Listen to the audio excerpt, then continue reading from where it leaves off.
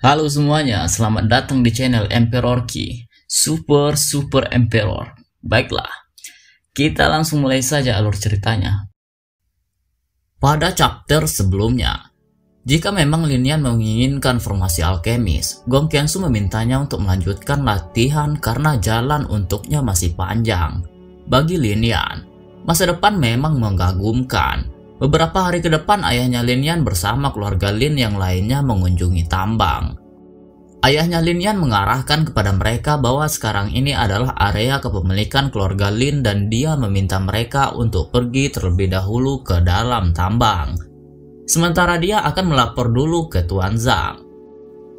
Itu adalah momen pertama kalinya Lin Yan ke tambang, dan dia hanya tahu bahwa tambang adalah tempat untuk mengumpulkan batu spirit. Lin Yan dan yang lainnya memasuki tambang terlebih dahulu. Di sepanjang perjalanan mereka menemukan batu spirit yang menempel di tambang tersebut. Mereka semua pun takjub melihat hal itu. Su'er melihat jika ada orang lain yang ada di dalam tambang, lalu memberitahukannya kepada kakaknya. Lin Yan mengira kalau mereka masuk mungkin untuk mengambil hasil tambang milik keluarga Lin. Setelah dia perhatikan kembali, gerak-gerik mereka bukan untuk mengambil hasil tambang, tetapi untuk merusak tambang tersebut. Lin Yan dengan emosi meminta orang yang merusak tambang milik keluarga mereka untuk berhenti. Salah satu orang dari perusak tambang sedikit panik ketika keluarga Lin datang. Dia pun bertanya kepada saudara Yun apa yang harus dilakukan. Tetapi Yun meminta agar temannya yang lainnya tidak mempedulikan keluarga Lin dan fokus untuk melanjutkan pekerjaan, yakni menghancurkan tambang tersebut. Linda dari keluarga Lin sebagai orang yang tertua di sana menanyakan siapa mereka yang telah berani mengambil hasil tambang milik keluarga Lin. Yun pun berpendapat kalau tambang itu terlahir secara alami, jadi tidak ada kelompok yang memiliki tambang tersebut dan tambang itu juga bukan milik dari keluarga Lin. Yun mengatakan itu dengan nada yang sangat sombong. Lin Yan pun bertanya kepadanya, apakah dia berasal dari anggota keluarga Wu. Namun Yun bersikap seperti orang bodoh yang mempermainkan Lin Yan. Dia mengatakan kalau dia tidak mengenal keluarga Wu. Kemudian Lin Yan mengancam Yun karena merasa kesal. Dia mengatakan jika Yun masih berpura-pura bodoh seperti itu, maka dia akan membuat Yun menjadi beneran bodoh. Lin Yan menganggap kalau Yun benar-benar ingin mati. Linda dan anggota keluarga Lin yang lain pun bersiap untuk menyerang mereka. Mereka tinggal menunggu perintah dari tuan mudanya. Yun pun beranggapan kalau orang yang di depannya adalah Lin Yan, karena anggota keluarga Lin yang lain memanggilnya dengan sebutan tuan muda. Yun menjadi senang, karena selama ini dia memang berniat untuk membunuh Lin Yan terlebih dahulu agar keluarga Lin kehilangan orang kebanggaannya. Kemudian Linda meminta Lin Yan agar berhati-hati menghadapi Yun karena dia pendekar eksper bintang 3. Lin Yan pun mengerti atas ucapan Linda. Dia meminta keluarga Lin yang lainnya agar mengurus kroco-kroco yang ada di sana, dan Lin Yan akan mengurus Yun sendiri. Linda pun tidak mempermasalahkan hal itu. Su'er meminta agar pamannya Linda jangan khawatir tentang Yun, karena Lin Yan pasti akan bisa mengalahkannya. Lin Yan pun mengeluarkan energinya sebagai persiapan melawan kroco di depannya. Yun menyerang menggunakan teknik 5 serangan berapi, sementara Lin Yan menyerang menggunakan teknik segel gunung langit. Yun merasa unggul dari Lin Yan, karena dia merasa Lin Yan hanya bermimpi bisa mengalahkannya dengan kemampuan pendekar eksper bintang 1. Yun pun menganggap sepertinya pertandingan tambang memberikan Lin Yan banyak percayaan diri sehingga membuat Lin Yan yakin sampai lupa diri. Teknik segel gunung langit bisa ditahan oleh teknik 5 serangan berapi milik Yun. Hal itu membuat Yun semakin meremehkan Lin Yan karena kemampuan Lin Yan masih berada di bawahnya. Lin Yan menganggap kalau serangan yang dikeluarkannya tadi sebenarnya hanya untuk mengukur jarak kekuatan yang dimiliki Yun. Dengan segera, Lin Yan pun mengeluarkan kekuatan spiritnya. Melihat Lin Yan mempunyai kekuatan spirit membuat Yun panik dan bertanya-tanya apa yang sebenarnya terjadi. Linian merasa kalau Yun menyadarinya cukup telat. Kemudian Linian melancarkan pukulannya ke arah Yun dengan cepat. Tapi Yun masih bisa menghindari pukulan cepat dari Linian. Serangannya Linian membuat posisinya Yun menjadi tidak stabil. Melihat ada kelemahan dari lawannya, Linian pun dengan segera memukul tepat di dada lawannya sehingga serangan itu membuat Yun tumbang. Setelah mengalahkan Yun, seperti biasa, Linian pun menyerap Divine Soul milik lawan yang telah dikalahkannya. Keluarga Lin yang lainnya pun juga telah selesai mengalahkan para pengacau di tambang mereka dengan mudah. Lalu Linian meminta orang dari keluarga Linnya untuk membuang para kroco yang telah dikalahkan agar dimakan oleh monster di tengah hutan. Mereka pun mengikuti dengan patuh saran dari Linian. Ketika sedang memindahkan mayat para kroco keluar, ayahnya Linian pun datang dan melihat kejadian tersebut.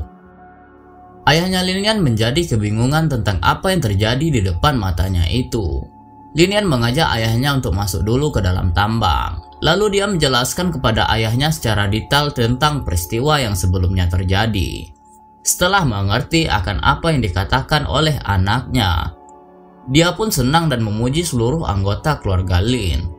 Sekarang keluarga Lin benar-benar memiliki hak atas tambang, dan dalam prosesnya, Linian berperan sangat banyak dalam mendapatkan tambang.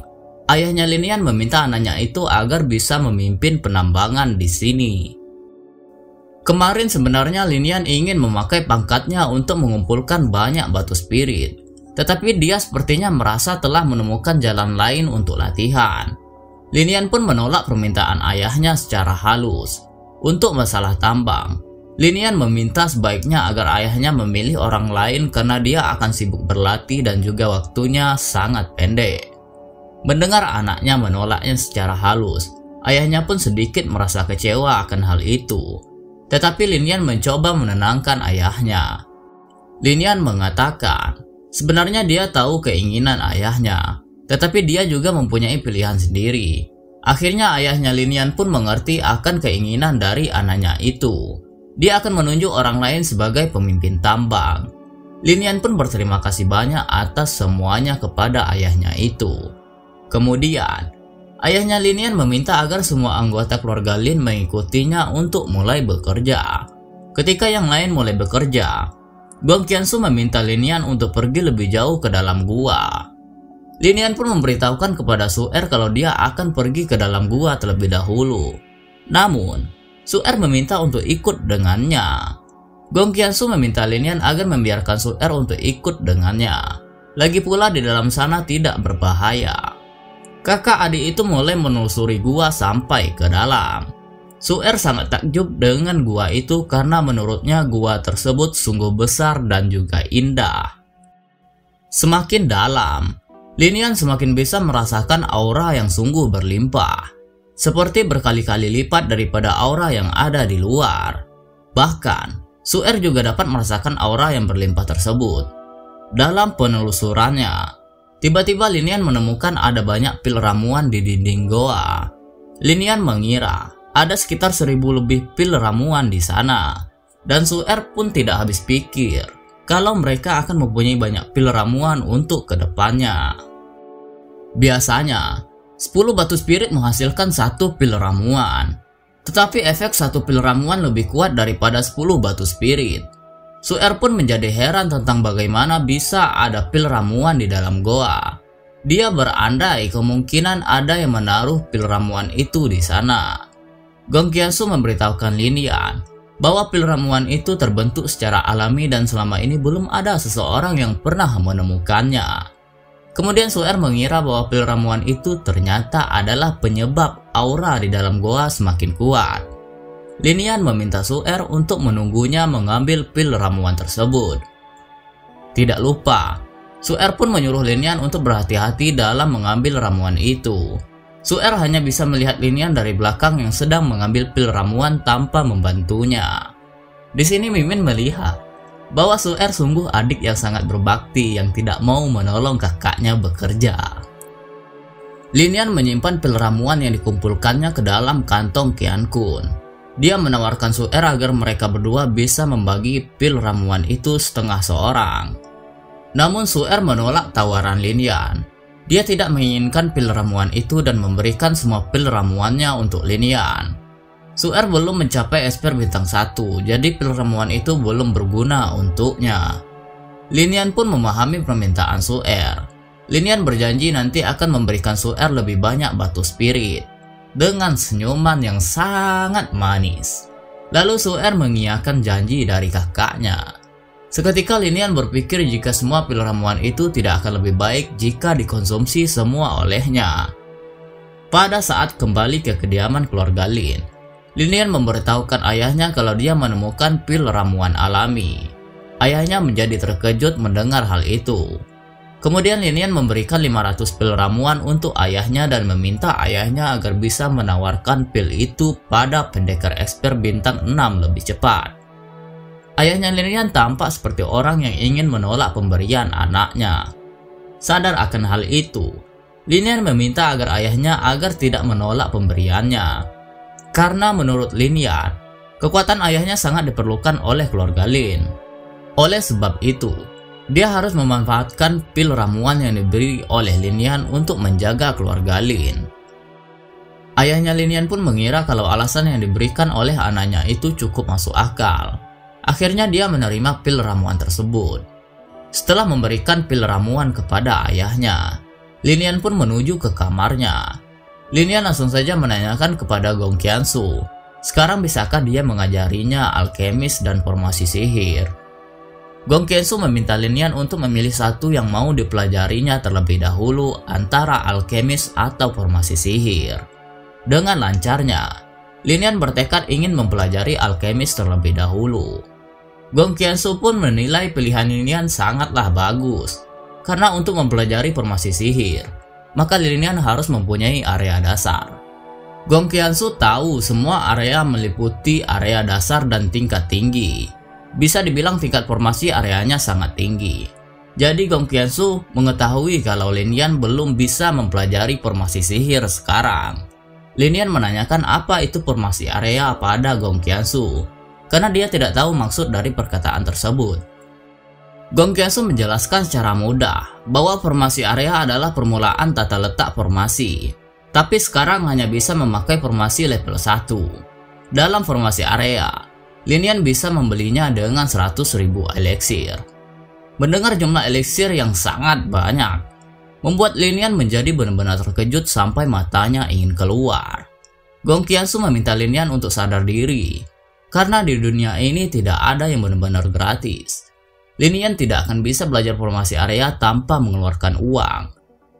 Seketika mood Lin Yan langsung berubah. Untuk saat ini dia hanya ingin belajar alkemis terlebih dahulu. Gong Qiansu hanya akan mengajari Lin Yan cara membuat alkemis. Karena saat ini Lin Yan hanya mempunyai spirit tapi belum mempunyai dewa api dan simbol bahaya. Lin Yan tidak menyangka kalau Gong Qiansu bisa menggunakan simbol bahaya. Terakhir kalinya, dia pernah melihat Gong Qiansu menggunakan simbol bahaya untuk menyaring ganja. Namun simbol bahaya tersebut kepunyaannya Gong Qiansu. Dia tidak akan mengizinkan Lin Yan untuk menggunakannya. Pertama-tama Gong Qiansu akan mengajarkan Lin Yan seni bela diri dengan energi spirit, yaitu bulan dan badai bintang. Setelah mempelajari seni bela diri itu, maka orang-orang akan menanti Lin Yan setelah dia meninggalkan kota. Seperti biasa, Gong Qiansu hanya akan menunjukkannya sekali dan meminta Lin Yan untuk mengingatnya dengan baik. Dalam pergerakannya, terpancar energi spirit yang berwarna pink berbentuk daun-daun yang gugur. Lin Yan dapat merasakan kekuatan energi spirit bulan dan badai bintang yang dikeluarkan oleh Gong Qiansu. Bahkan dia tidak menyangka efek kekuatannya terasa sangat kuat. Kemudian Gong Qiansu melakukan gerakan berputar seperti sebuah badai yang menerpa. Lalu dia mengarahkannya kepada Lin Yan untuk merasakan kekuatan seni bela diri energi spirit bulan dan badai bintang. Setelah itu, Gong Qiansu mengatur pernapasannya agar menjadi stabil. Dia mengatakan kepada Lin Yan bahwa gerakan yang dilakukannya tadi adalah seni bela diri energi spirit bulan dan badai bintang. Kemudian Gong Qiansu meminta Lin Yan menutup matanya dan berkonsentrasi.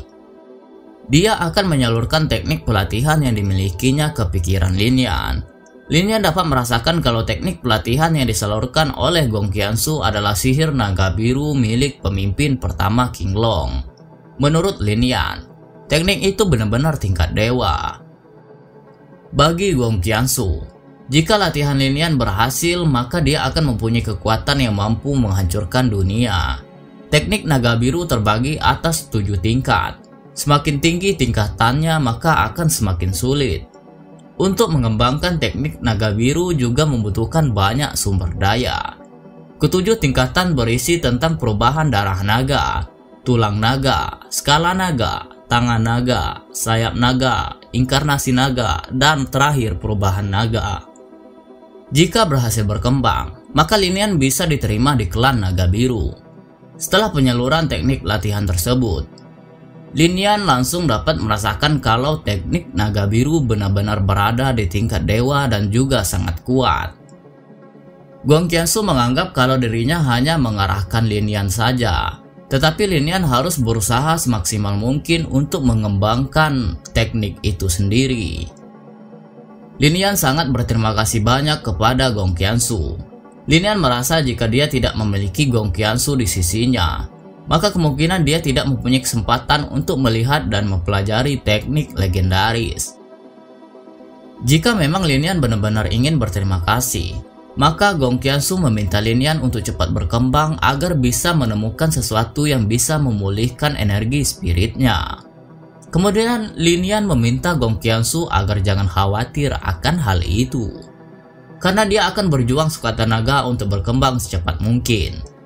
Tidak terasa, hari demi hari telah terlewati dengan sangat cepat. Sampai saat ini, Lin Yan benar-benar tidak menyangka hanya dengan 200 pil eliksir dia bisa melewati setengah pembuluh darah. Dia menganggap kecepatan perkembangannya masih kurang. Namun Gong Qiansu malah menganggap bakat Lin Yan luar biasa, karena bisa berhasil mengembangkan darah naga di dunia bela diri. Tiba-tiba Lin Yan menanyakan kepada Gong Qiansu bisakah dia membuatkannya beberapa obat premium. Karena untuk sekarang dia hanya bisa melanjutkan latihan dengan menukarkan batu spirit. Jangan lupa like, komen, dan subscribe ya. Bye-bye.